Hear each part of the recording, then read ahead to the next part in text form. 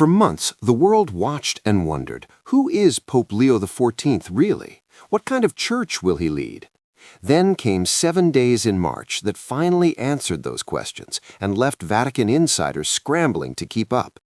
On March 7th, the Pope moved Cardinal Konrad Krajewski out of Rome and sent him back to his native Poland to become Archbishop of Łódź.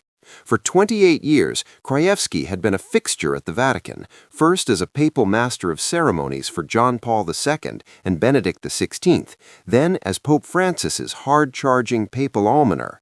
He personally drove ambulances to Ukraine, championed squatters in Rome, and made transgender groups regular guests at Vatican events. His removal sent a clear signal. The Francis style of using the Vatican for social justice activism was over. But here's the twist.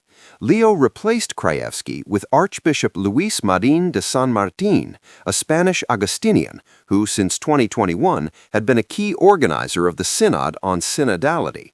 The man who helped architect Francis's signature reform was now shuffled to a role with little theological influence, promotion in title, demotion in impact. Then came the diplomatic earthquake.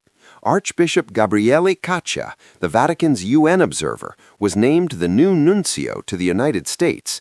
With 8 years as nuncio to Lebanon under his belt, Caccia brings rare expertise to a region exploding with conflict. He inherits a mess: the Trump administration's war in Iran, tensions over migration, and a U.S. bishops' conference still reeling from the Francis years. And the Middle East is where Leo's papacy suddenly got real. On March 9th, a Maronite priest, Father Pierre El-Rahi, was killed by an Israeli artillery strike in southern Lebanon after rushing to help wounded parishioners. The Maronite patriarch called his death a martyrdom. Leo hailed him as a true pastor who gave his life with the sacrificial love of the Good Shepherd. That same week, Iran's only Latin Rite bishop, Cardinal Dominique Mathieu, was evacuated from Tehran with the Pope's personal backing, leaving behind a tiny Catholic community now without its shepherd. "I arrived in Rome not without regret and sorrow for our brothers and sisters in Iran," Mathieu said.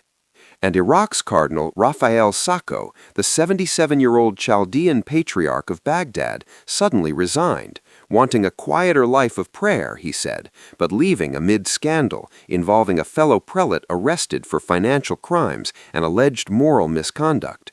Meanwhile, in a stunning diplomatic victory, Cuba announced it would release 51 political prisoners after talks with Leo. The regime cited the spirit of goodwill and the close and flexible relationship between the Cuban state and the Vatican. After years of Francis's erratic statements seeming to harm Vatican influence, Leo demonstrated that quiet diplomacy still works. So who is Pope Leo XIV? A man who moves Francis loyalists aside while keeping synod architects close, who evacuates endangered shepherds while amplifying martyrs' voices, who wins prisoner releases while war rages. Personnel is policy, and now we finally see the outline of a pontificate.